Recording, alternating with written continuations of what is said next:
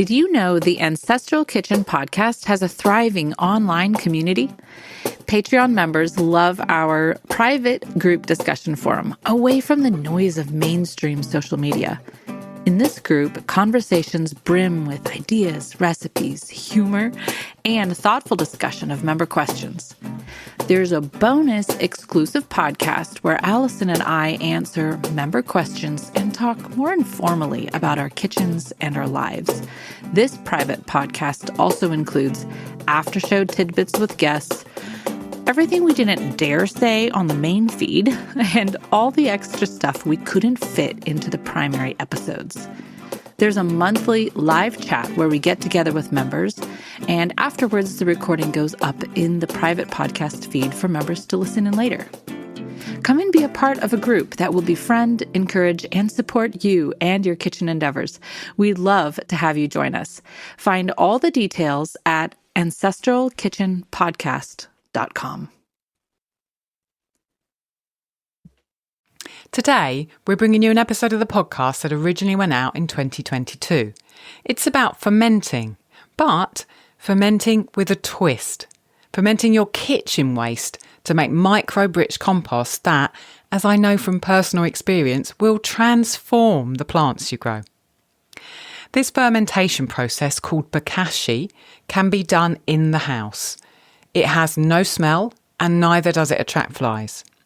You'll get both a compost and a compost tea to use inside and outside the home. In this episode, we'll detail how Bokashi works, talk about the bacterial inoculant that is used to ferment the food waste so efficiently, and then we'll actually interview the US and Canada supplier that makes the 2-bucket system that I use. Come, learn how to ferment your kitchen waste. You'll never look at food scraps in the same way, and your plants will love you for it. You know Allison is always fermenting weird and strange things. But when she told me she was fermenting trash, it was a new level. I had to know more. A little over a year ago, when we were recording an episode, Allison offhand mentioned something she called Bokashi. After we finished recording, I asked her, what was that? It turns out that Bokashi is the Japanese word for compost, and Allison had purchased a tool that she used to ferment her food waste. Bones, peels, fat scraps, anything that she didn't use or that had gone bad, into compost tea and compost, which she was using in her porch garden. As you have seen on her Instagram, she produced some incredible vegetables with the help of that nutrient-dense, lacto-fermented nutritional support for her plants. In this episode, Allison and I will explain the process of fermenting waste, the inoculant that is used to ferment the food waste, and then we will actually interview the US and Canada supplier that makes the 2-bucket system that Allison and I use. They also very graciously created a code for the US and Canada podcast listeners to get the same kit we use at a discount. This episode will answer all your questions for those of you trying to produce compost tea or compost for your garden or porch garden, or find clean, ethical, but also non-smelly ways to deal with the food scraps. And then after you finish this episode, you can get about your day fermenting your trash. Welcome to the Ancestral Kitchen Podcast with Allison, a European town dweller in central Italy, and Andrea, living on a newly created family farm in Northwest Washington State, USA. Pull up a chair at the table and join us as we talk about eating, cooking, and living with ancient ancestral food wisdom in a modern world kitchen.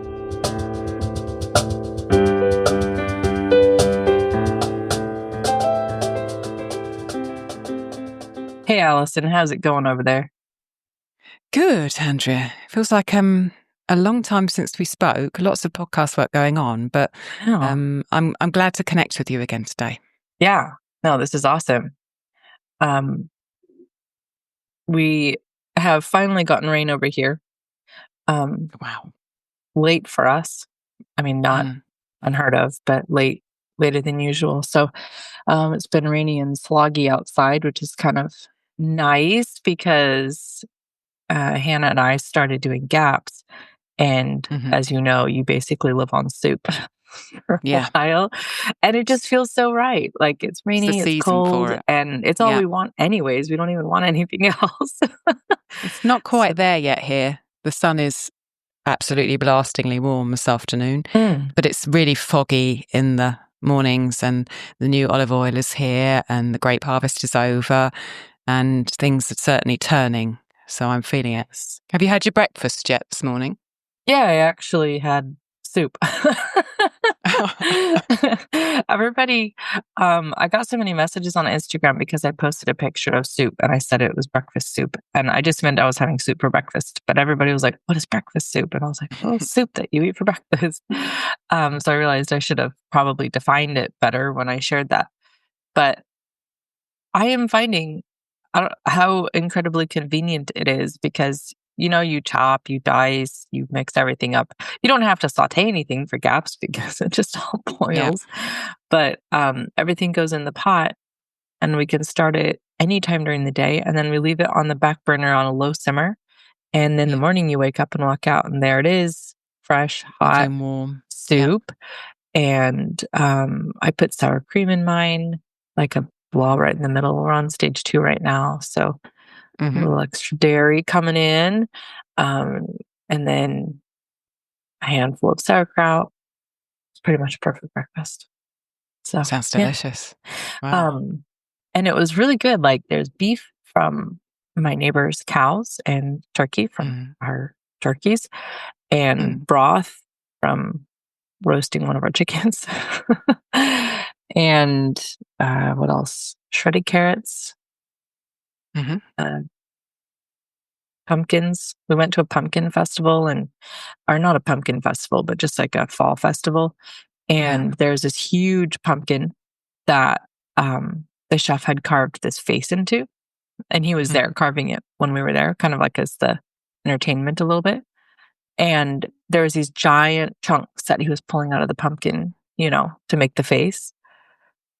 And so I told Gary, I said, I know what's coming. Those chunks. I want those chunks.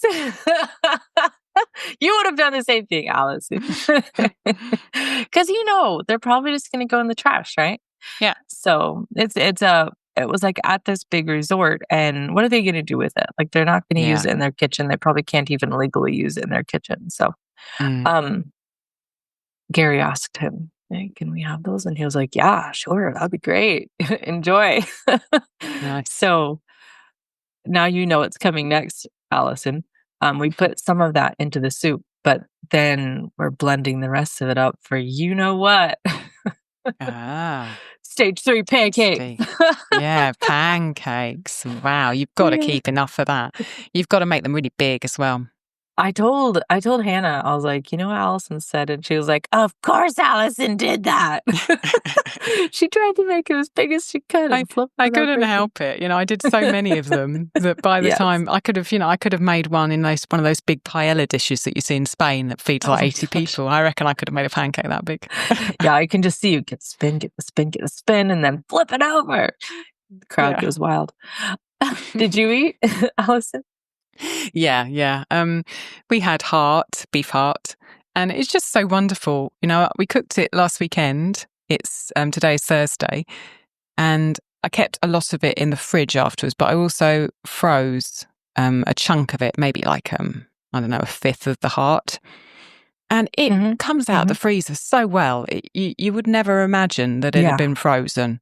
So I just got it out the freezer, sliced it, and we had some broccoli kind of vegetable thing left over from yesterday, which was onions and garlic and broccoli and chard and red pepper. And then I put a kind of threw some spices in, coriander seeds and cumin.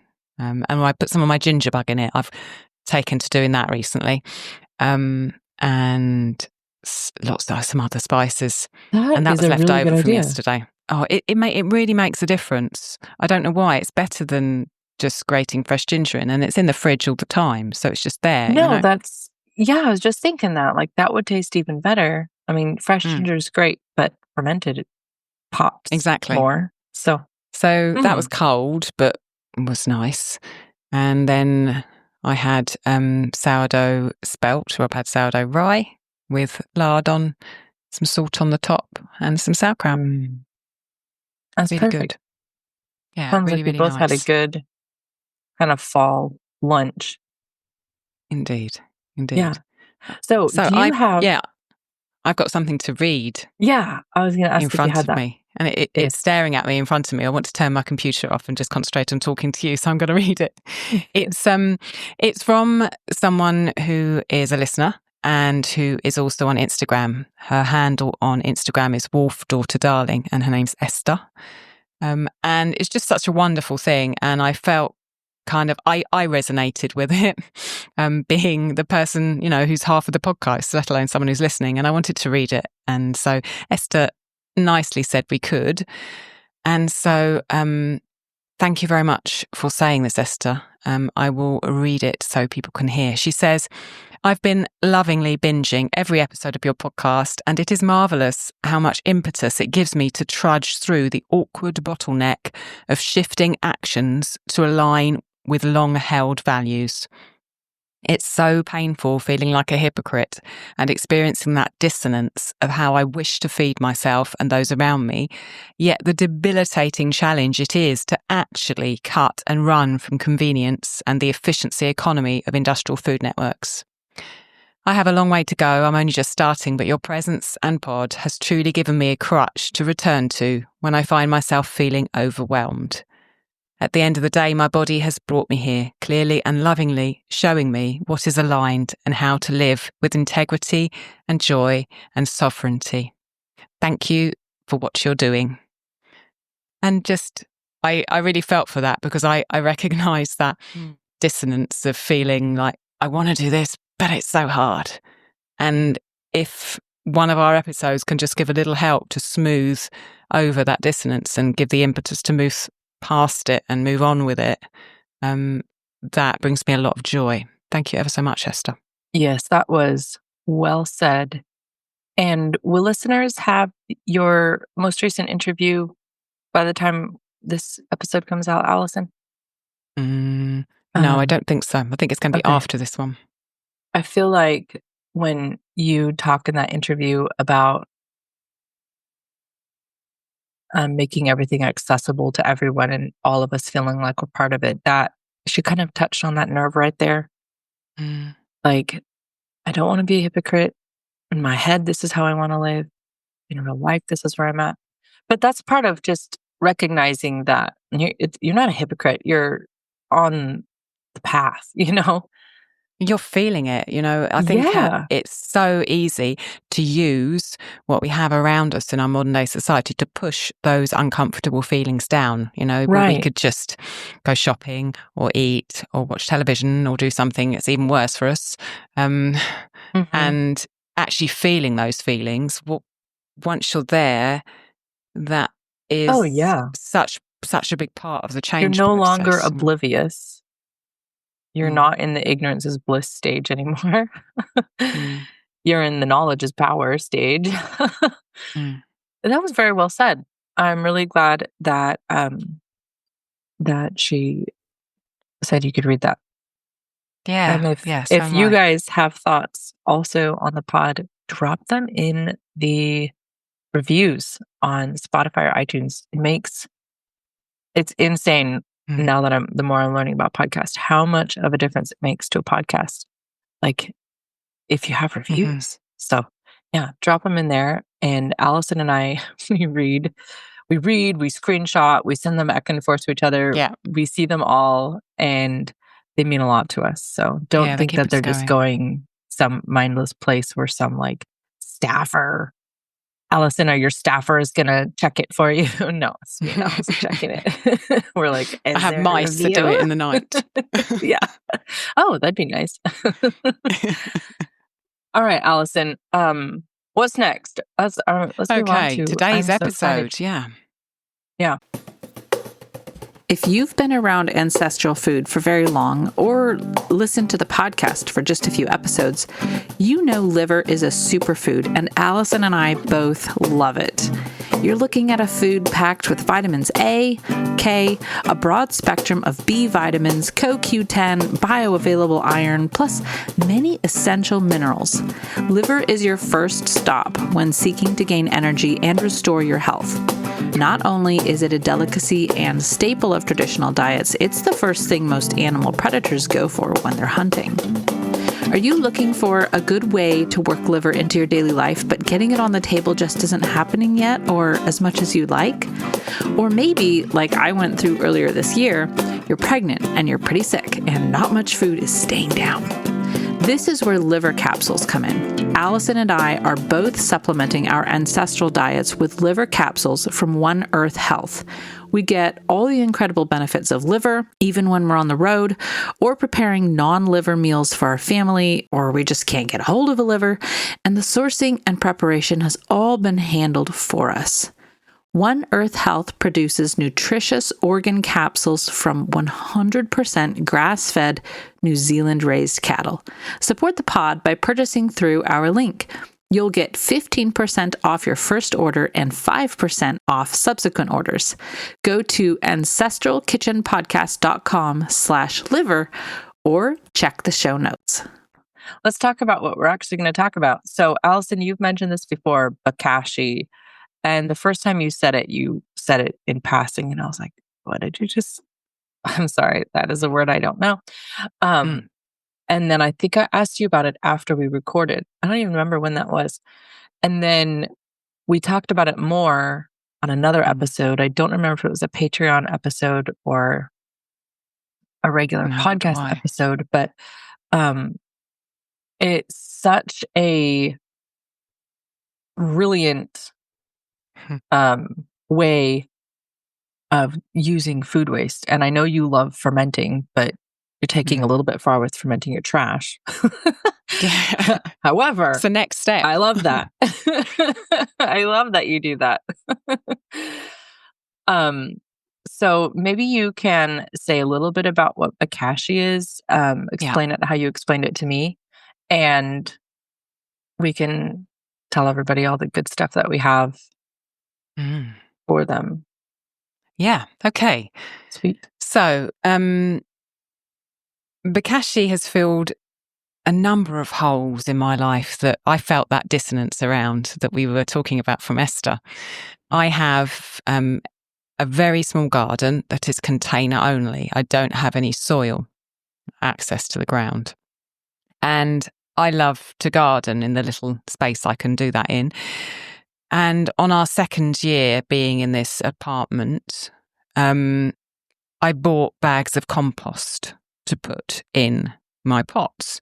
And there were a lot of bags. I mean, they were a lot of litres each, and I think I had to buy 8 massive bags of compost. And since then, I've bought more pots. And getting that compost was hard work. We don't have a car, so we had to go to the garden centre, buy it, get them to bring it out. And then I'm putting the compost into the pots, and I'm throwing away the plastic bags that the compost is in. And knowing that compost can exhaust itself over one season, I thought, well, have I got to do this again next year, really? I don't want to go and buy more compost. I don't want to have an industry making compost for me. Yeah. And I don't want to be bringing that plastic into the world. There must be some other way to deal with this. And I heard about Bokashi. And at the beginning, I was completely confused. I didn't understand, like you, I didn't understand what it was. Yeah. So was I heard the terms fermenting, the term composting was in there, the term EM was in there. It was something to do with lactobacillus, and I just didn't get it at all. So I did a lot of research. I listened to webinars, I read blog posts, I read books. It took me a while to kind of get my head around exactly how Bokashi worked and how it might help me in my garden and in my kitchen. And then about 1.5 years ago, I took the plunge and bought 2 Bokashi buckets. And having spoken to Bokashi companies in the last kind of 6 months preparing for this, we've managed to get a discount for customers for these buckets that Yes, I'm stoked about that. use. And we will give details of that when I finish talking. So these two buckets are I'm just kidding. are upcycled plastic. And what I do is I collect my food waste, just like you might collect it for composting, but you're able to ferment more with composting than you can with Bokashi than you can with composting. So there are certain foodstuffs that you can't put in your compost outside, which I don't have room for anyway, that you can put in the Bokashi. So on a daily basis, I'm collecting all of my scraps, my peelings, the stems for things if I'm not eating them, my eggshells, little bones, tiny bits of food that are kind of left on a plate, any waste meat, anything, cheese, little tiny bits of cheese, tea grinds, coffee grinds, chocolate shells.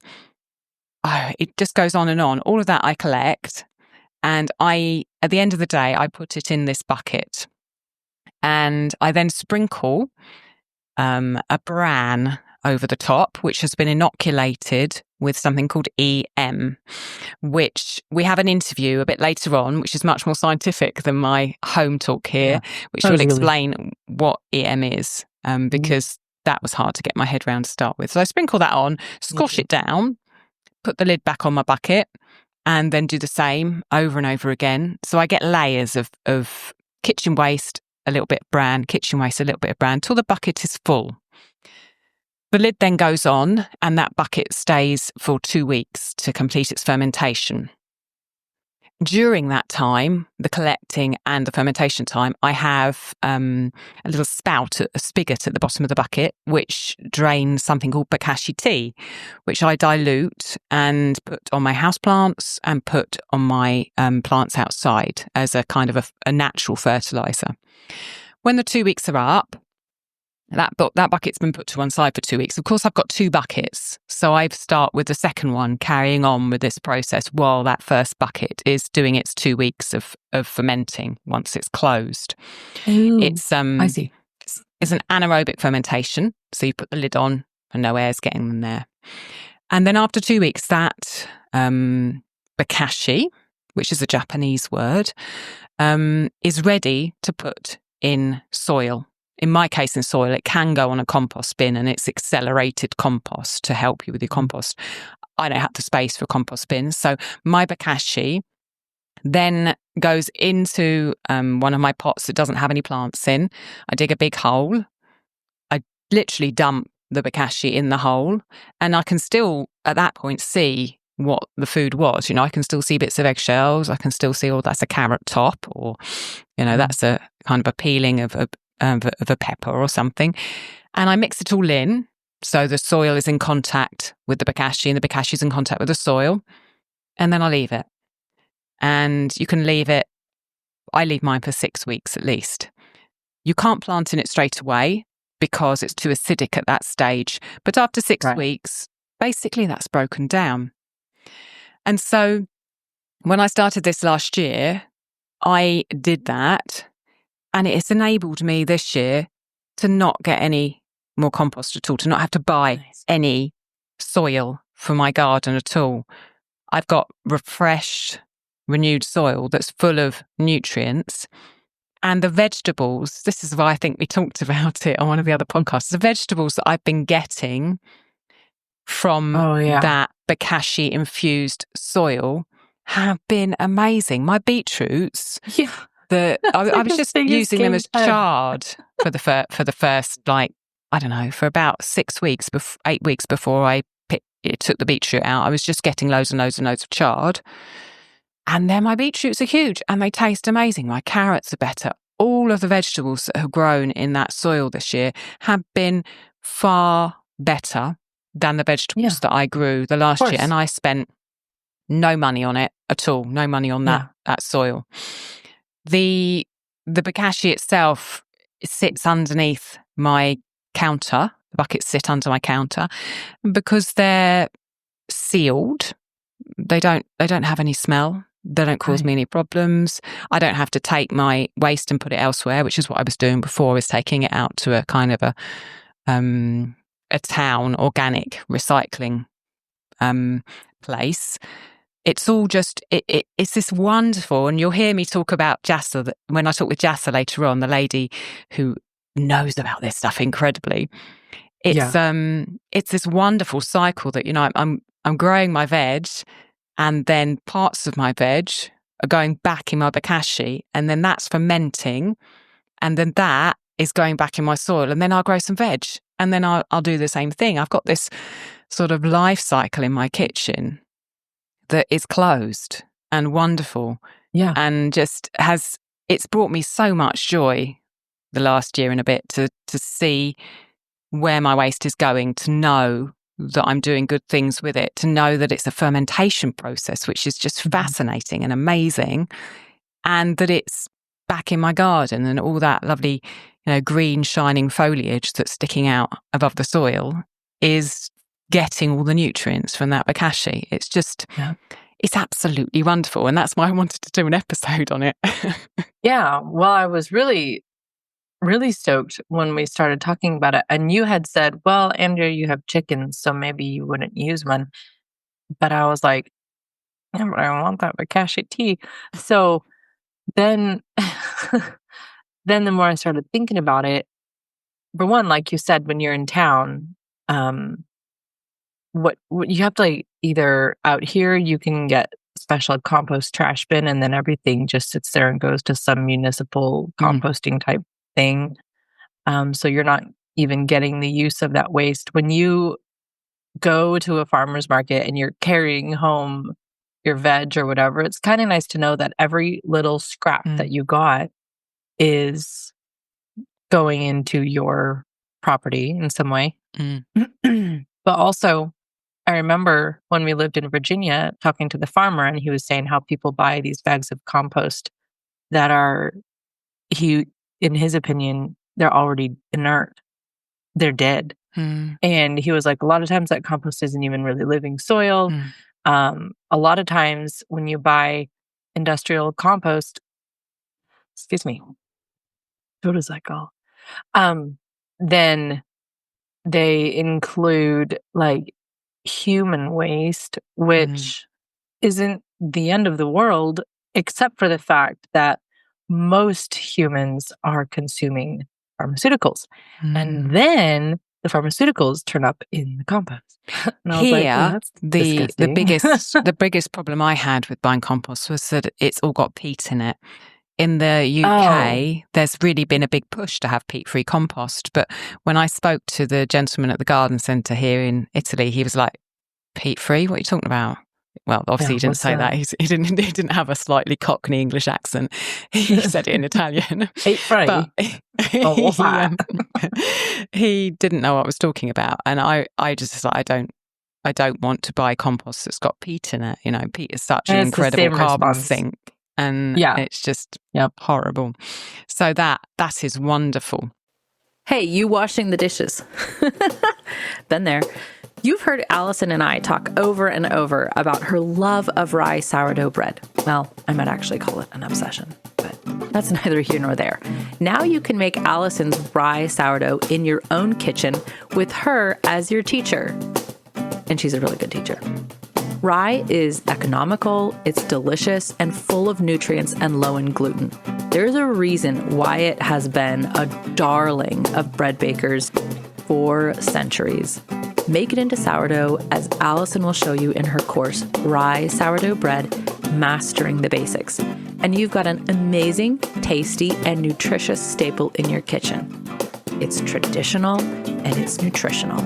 In this course, you'll learn everything there is to know about how she creates and maintains her rye sourdough starter, all about whole grain sourdough rye, including the key differences between baking with rye and wheat, how to make 2 loaves, an everyday rye sandwich bread, and a delicious Russian-style dark rye loaf, and what to do with your sourdough discard, including video walkthroughs for sourdough pancakes and a tasty, sweet, spiced cake. head to www.ancestralkitchen.com/rye.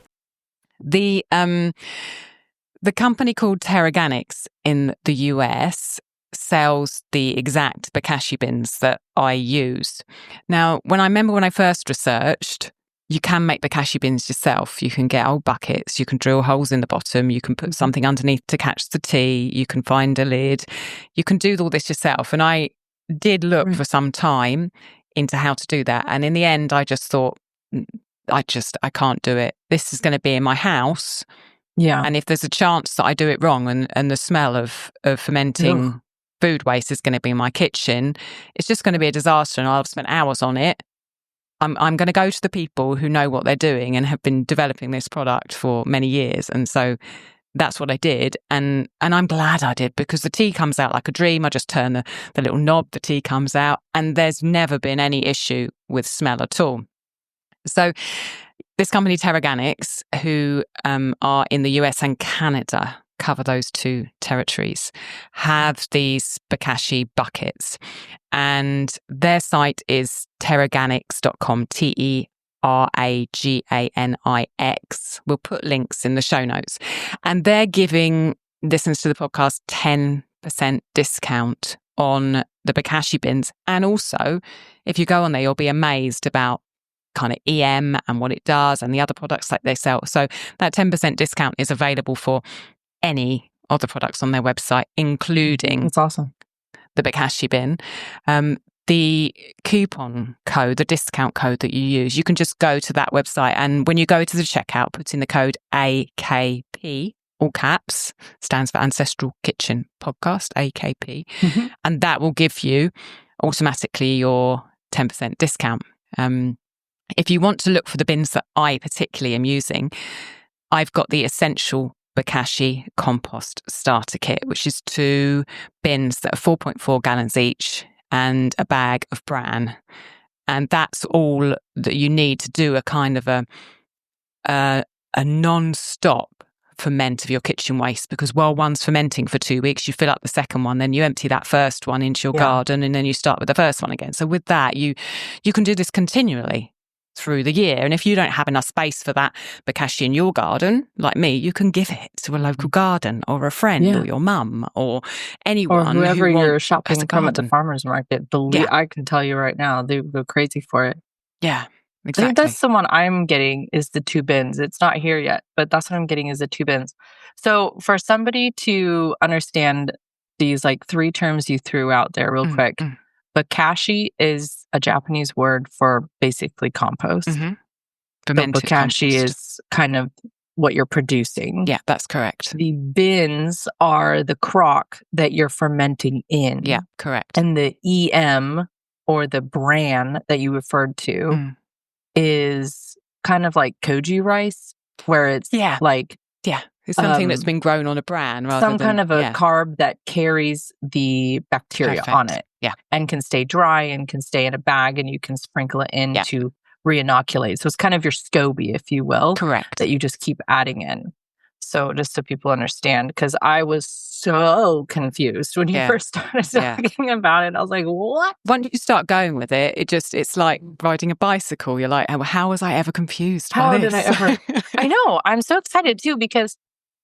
So for people to know, Allison was explaining this to me, and I was like, Allison, this is amazing. And then we started talking about, like, could we get like a discount code for the podcast and stuff like that. So then we actually asked, no, you, I think, were the one who found out, Allison, who was distributing in the US, because that was whoever I was going to have to go to.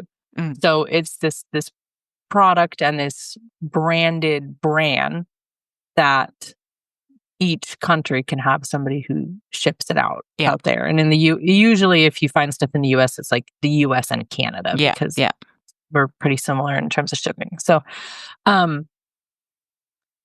we asked them if we could interview them, and we did 2 times. So the first one, Allison, was just you and me asking her a bunch of questions. And then we asked her, is there somebody like scientific who wants to be recorded? And she said, yeah, interview Jassa. She's like, it. So then we recorded that one.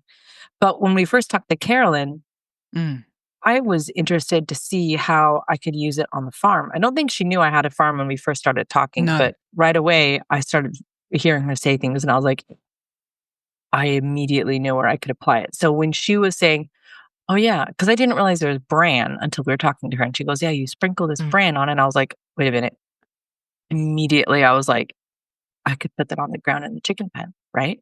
And she was like, oh yeah, of course, because it breaks down and the birds can eat it and it's good for them because it's got the lactobacillus, like you said, and it's good for their gut and they can peck at it. But it will also, I was thinking because we basically compost in our chicken pen because we put down bedding. And then instead of removing the bedding, sometimes I sprinkle a little snack on it for the birds. Sometimes I don't. They're pretty good about scratching it up no matter what. But then I'll sprinkle on additional layers. And as they continue to scratch and poop, then the bottom layers start to break down, literally turns into like crumbling soil on the bottom. So I was like, oh, I could sprinkle that in the chicken pen and start breaking things down. And so she's sending us some of that. And then she was talking about using it in compost piles because we don't have like a really, I don't want to use the word official, but like we don't go, okay, here's a layer of green, here's a layer of brown. Yeah. It's more like, here's some junk, go throw it on the compost pile. Yeah. And so it's what you might call a very slow moving compost pile. And she said, take that bran and like shove it into the middle of the pile and it will start to work its way out and break down the pile. And I was like, I feel like my whole life changed because the composting has almost been like our Achilles heel in a way because we want to use stuff in the garden. And Allison, we have bought compost. We got it by the dump truck load, but we have bought compost. And I don't know if anybody else experienced this, but in the US, there was basically 2020 and 2021, probably 2022 also, but I didn't buy any. There's this like compost crisis. Every farm that I know out here, and then I've heard about it on like the Market Garden podcast and just tons of other podcasts, people mentioned that everybody went bonkers for gardening out here in the US. And because they're like, oh, I'm home. It's 2020. I work from home. I'm a gardener now, which is great. I think that's what we should be doing. So I'm not bashing that. Like, this is exactly what we want people to be doing. But soil and compost manufacturers couldn't keep up. So they were selling compost that was coming out with like chunks of garbage in it, like steaming huge chunks of wood. It was like blazing hot, burning hot, acidic, still in process compost. It was like a year from being done. And we had a truckload of that dumped in our garden and it didn't work at all, obviously, because it needed like another year of composting. But it was already, I was like, oh my gosh. And the garden or the farm where I got the beef from that I mentioned earlier and we get our veggies from and stuff, she was showing me her greenhouse. She was like, look what happened to our plants. Like, it was just horrible. Everybody had a hard time. So it made me like, you didn't want to carry the bags. You didn't want to have to buy it every year. I don't want to have to buy it every year either. I don't have the bag situation, but it made me realize, like, when we farmers can't get our compost, it's an immediate problem. And of course, we should be doing compost piles. I think we should be doing composting all over, little piles everywhere, deal with your leaves and sticks and, stuff like that, chicken manure.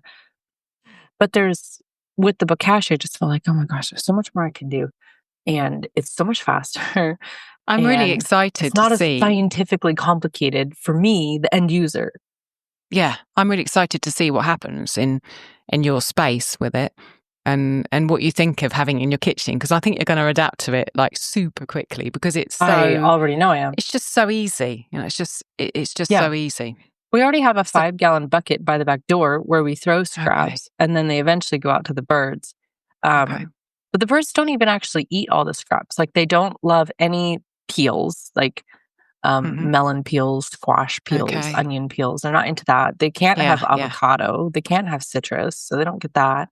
They're not going to eat grape stems. Like there's a fair amount of stuff that, sometimes it goes on the compost pile. Sometimes just ends up in the yard somewhere. I'm like, oh, that's great. Now there's like black banana peels in the yard. But anyways, sorry, I'm interrupting you. I'm just very excited.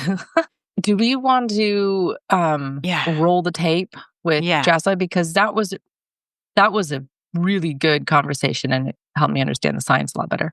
Yeah, so she is literally was involved in the design of these buckets and has gone all over the world sharing the method and how it works with people. So you can she tell really was when you listen to the one to talk to. So yeah, let's head over to that interview. All right. So I am here with Jessa Ban. Hi, Jessa. Thank you very much for coming onto the podcast to talk to us.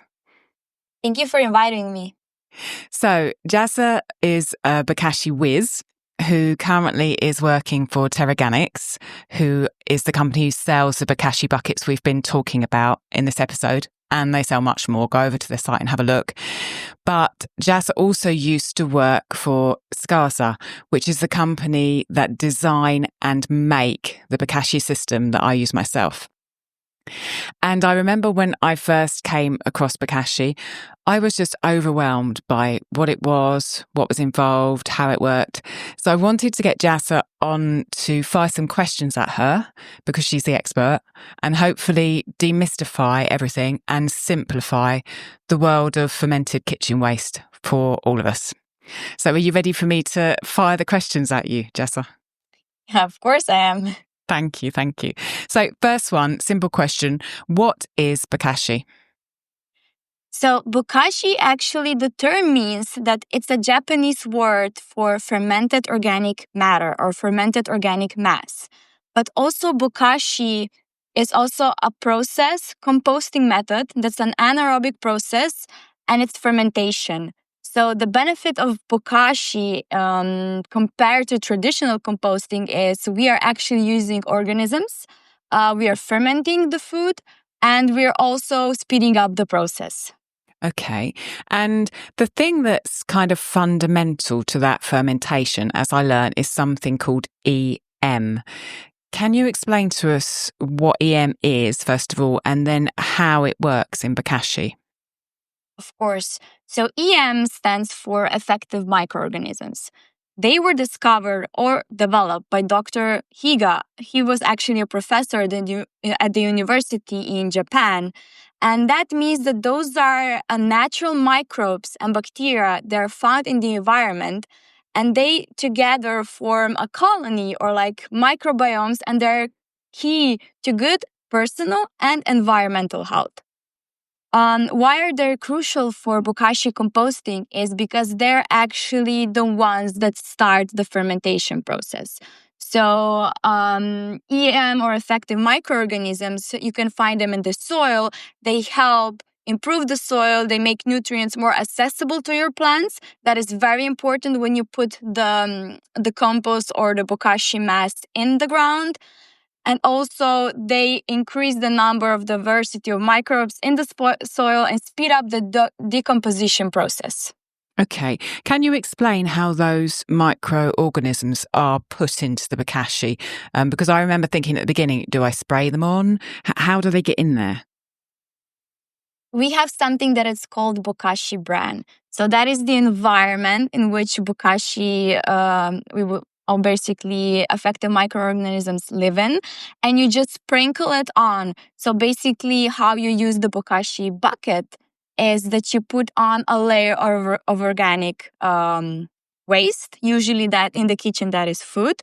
Then you put a layer of Bokashi bran, a layer of organic waste, and basically just keep it closed. And it's, like I mentioned before, anaerobic process. And basically, it starts the fermentation process inside of the bucket. Yeah, I wanted to kind of talk about that, keeping it closed, because I remember before I bought the buckets, I thought, oh my gosh, I'm going to have this fermentation of waste matter in my house all the time. And I was worried that it was going to smell. But I have to say, literally, the lid of the bucket, it sort of clicks on all the way around, and I cannot smell anything despite all this amazing fermentation happening right underneath where I chop my vegetables and close to where I eat my food. There is no smell coming from them at all, which I think is wonderful. Yes, it's an airtight lid because the process needs to be airtight. And also, if we forget our organic waste in a normal bucket, open bucket, it starts rotting.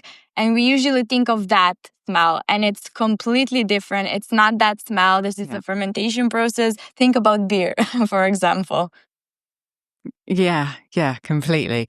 When I open the bucket, very often I smell really sweet smells, like the sort of smell I would smell from, some fermented vegetables or some fermented grains that I've got going on in my kitchen.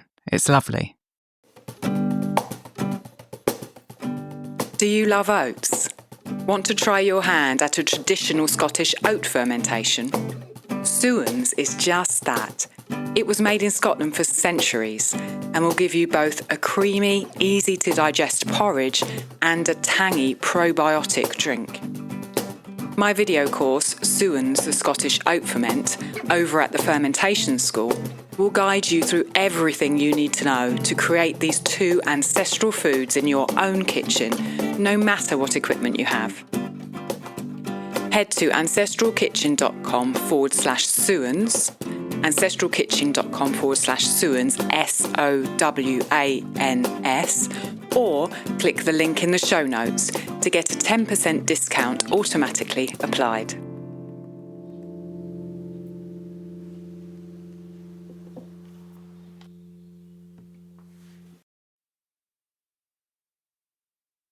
Okay, before we have your interview here on the podcast, I've talked with Andrea a little bit about how I'm using Bokashi in my kitchen. Now, I'm living in an apartment and I've got a small kitchen and a very small garden that is container only.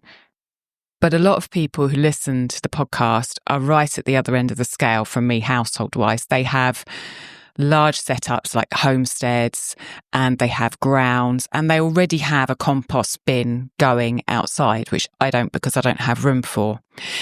How can someone who already has that set up and already has a compost bin and has a large property use Bokashi? Because I don't know that side of it because I'm coming from the small end. Can you explain that to us?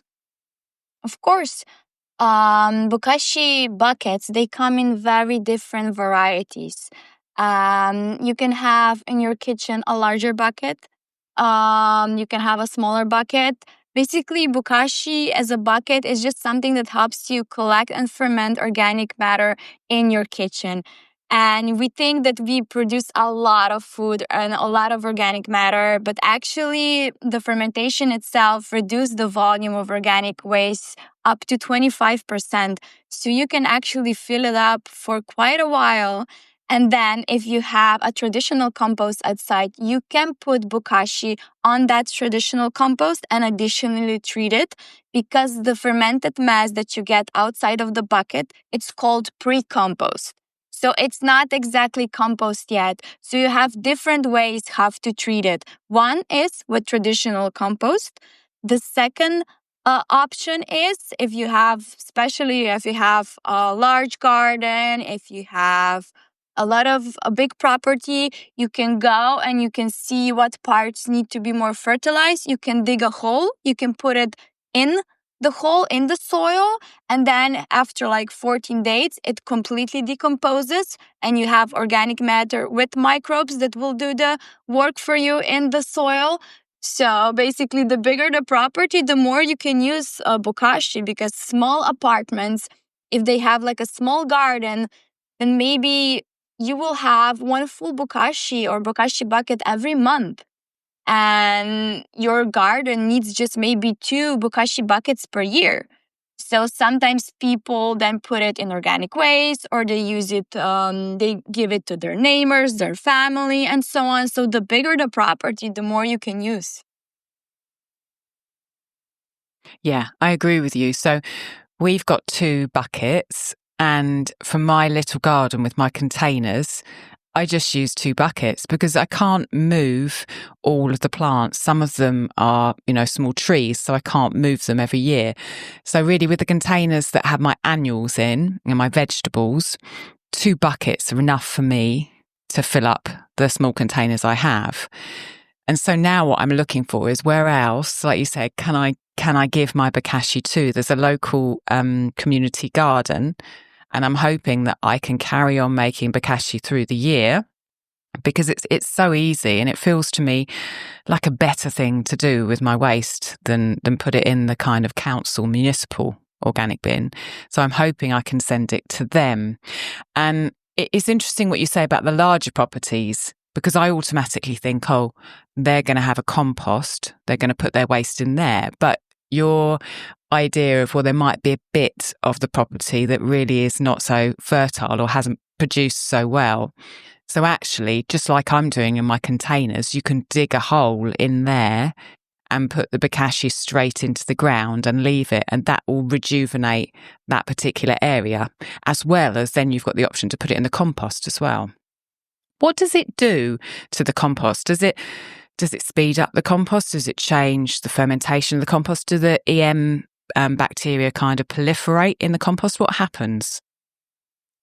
It will a little bit speed up the traditional composting. Actually, the process itself, because it's not anaerobic anymore, so the compost will not ferment anymore. It will start doing the normal heating compost process, but you still have those microbes that are taking care of the environment. So they're making sure that you don't get any bad microbes in. With open traditional compost, it's very easy to actually get access of bad microbes.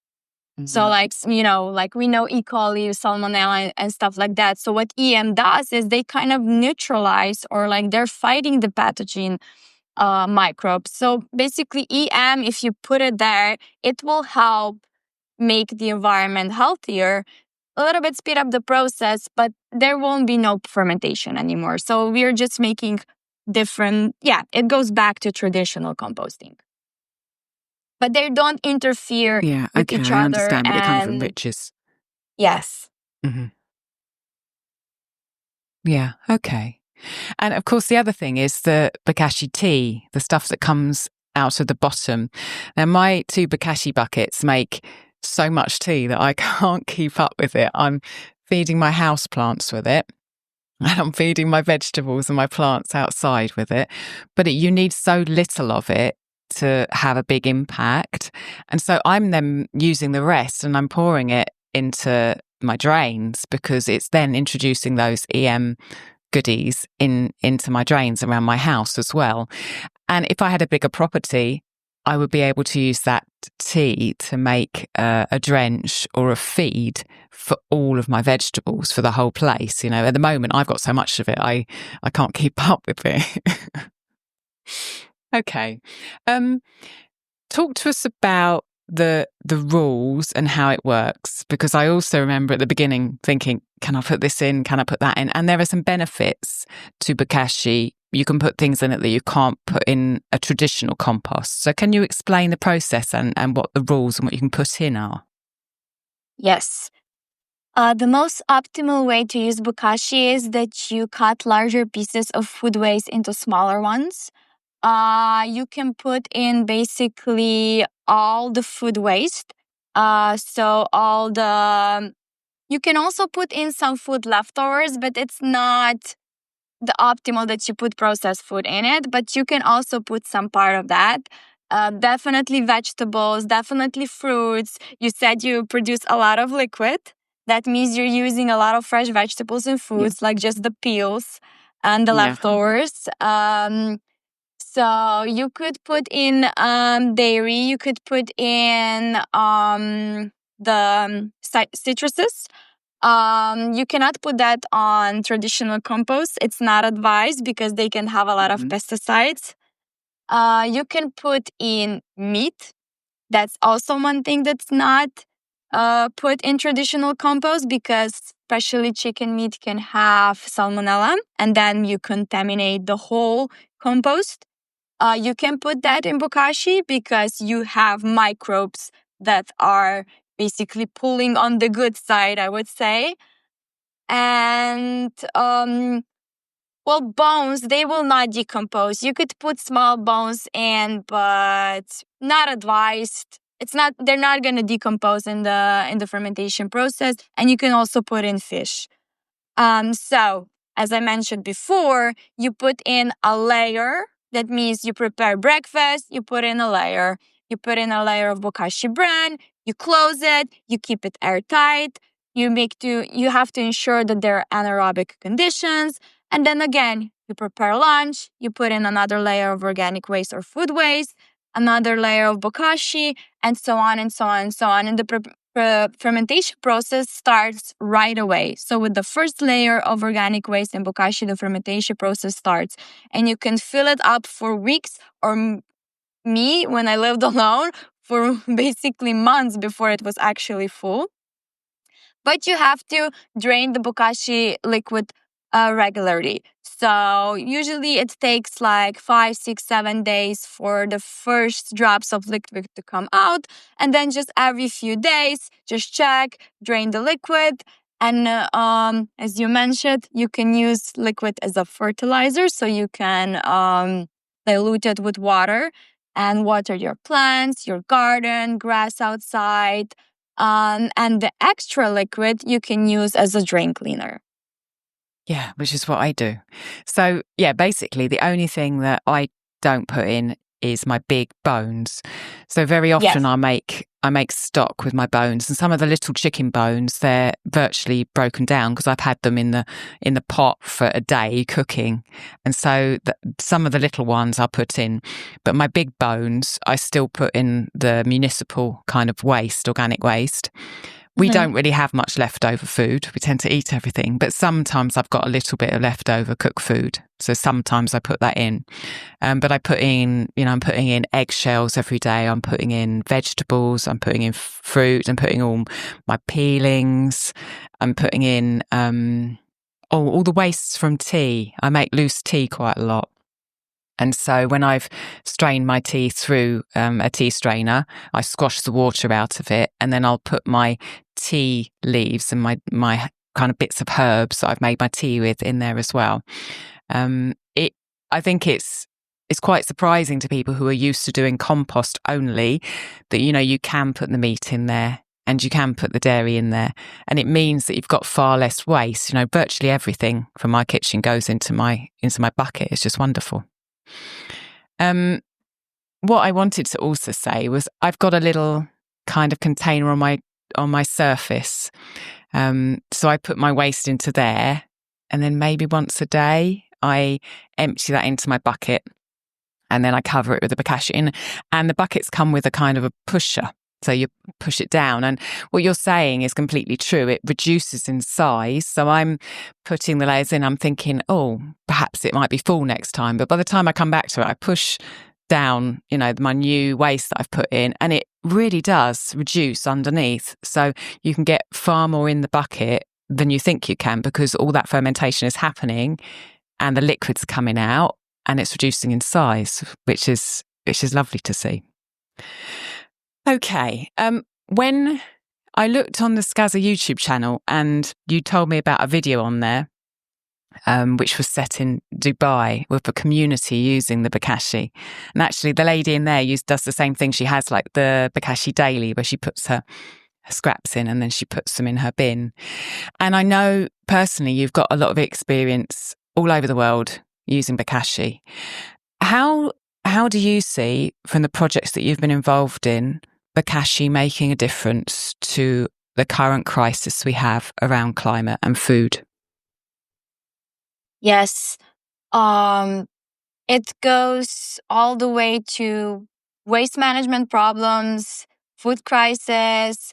Right now, as much as 34% of mixed municipal waste is organic waste, and about 60% of that is food waste. And you would be surprised, the food waste is not coming from restaurants. Actually, it mostly comes from households. Which is really, really concerning, because it comes directly from us, from consumers, but it also means that we can do something about it. Right now, most of the organic waste is not handled properly, which means it ends up in landfills. When it starts decaying, you have like a lot of organic material that produces greenhouse gases. and so on. So this is like a really big problem. And if we want to solve this problem, we need to start at the source. And as I said before, the source of organic waste is actually our household. And Bokashi helps you with that because right in the kitchen, when you are producing the food waste, you can put it directly in Bokashi. You can already process it, and then you have different options how to use it. You can either use it in your garden, so you are making your own closed loop. So you got food, you produce food waste, you turn it into a resource, you turn it into a compost, you use it in your garden, it helps you produce and grow more food. So you're closing the loop in your own household. But not everyone has that option. Sometimes we produce more than we can use. Sometimes we live in condos, apartments. We don't have any, we don't have garden. We don't have any green land or anything where we can actually use it. We don't have the soil. In that case, we worked with a lot of cities or like projects where they actually set up either a community composting, either a waste pickup, like curbside compost pickup, and you can join community composting. You can basically get a subscription for waste pickup, and then it's additionally treated to compost, and they usually bring it to farms, and then they have basically compost again to produce organic fertilizer and then organic food. So you can close a loop in a community. So that's how we see that Bokashi is actually helping with current climate or food crisis or even waste management crisis. So That's we're wonderful. closing the food loop. I didn't know that. I knew the levels of food waste and how much of it comes from home. But, when it is taken away, when it leaves our house, it's easy for us to forget that we don't know what happens to that waste. And we don't know if it actually is recycled. We don't know where it ends up. It's gone from our lives. And it's easy to not take responsibility for that. But that's what's got us into the crisis that we're in now, really. So it's wonderful that, I'm seeing that closed loop that you talk about in my garden.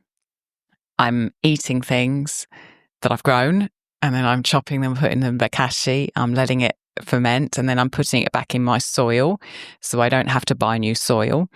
And then it's growing vegetables that I'm chopping and putting back in the Bokashi. It's a wonderful circle.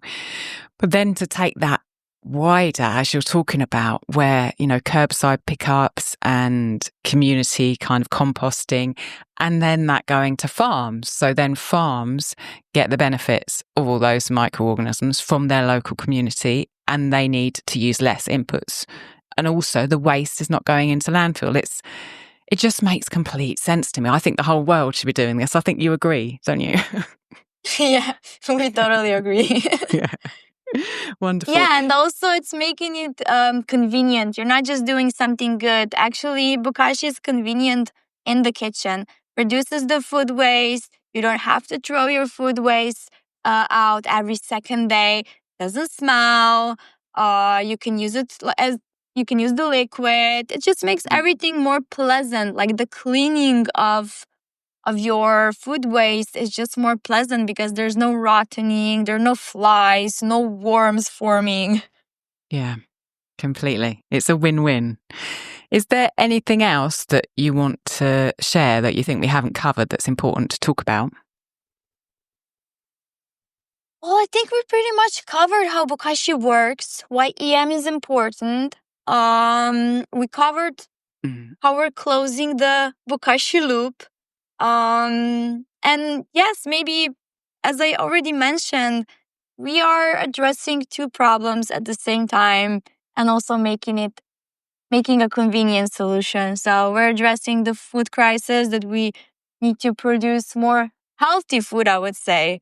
Not just food, but we're talking about healthy food without using excessive fertilizers and herbicides and pesticides and all the chemicals.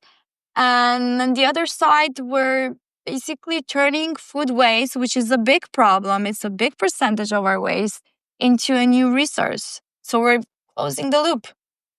Wonderful.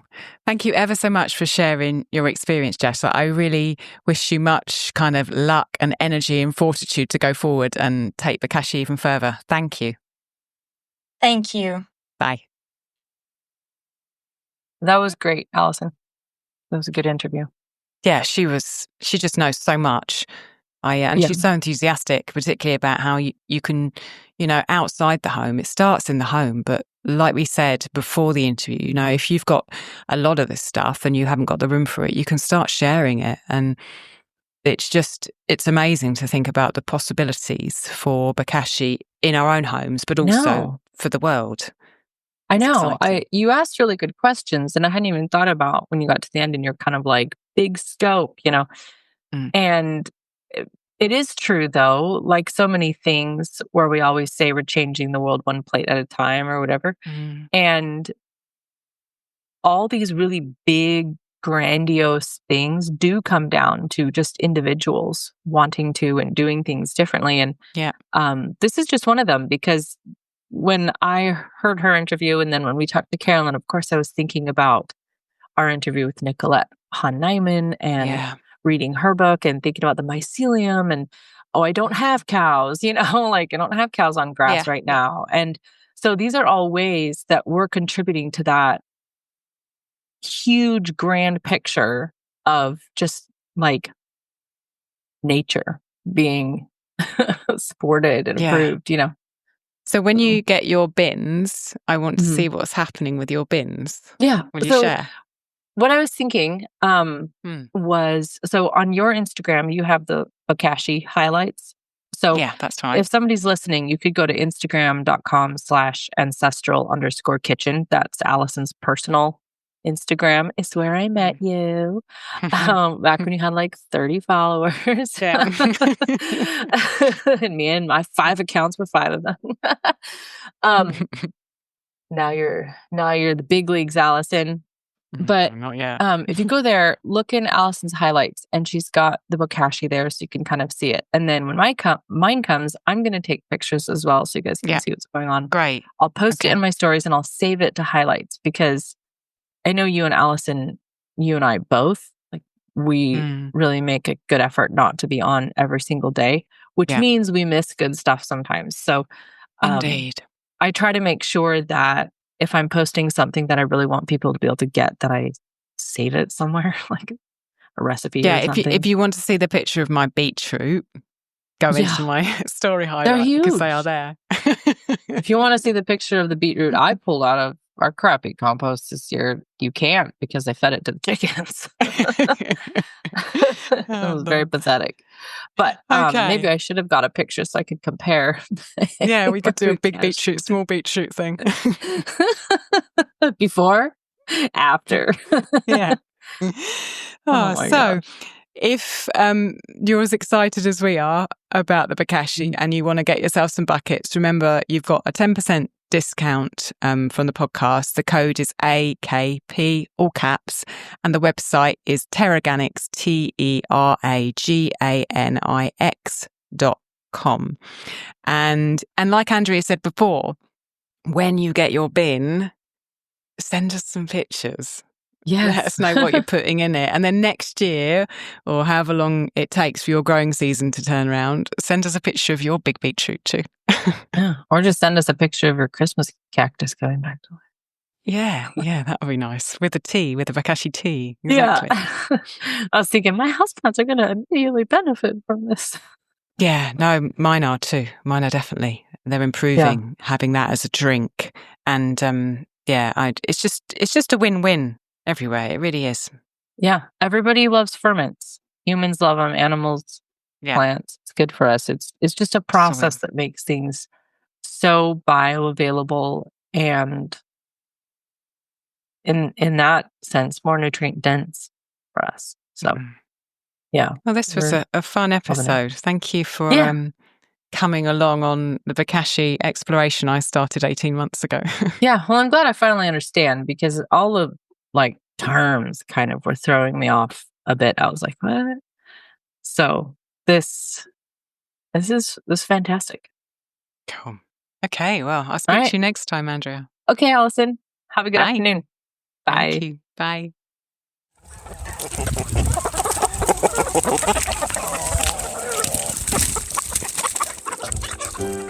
Thank you so much for listening. We'd love to continue the conversation. Come find us on Instagram. Andrea's at Farm and Hearth and Allison's at ancestral_kitchen. Until next time, we both wish you much fun, exploration, and satisfaction in and out of the kitchen.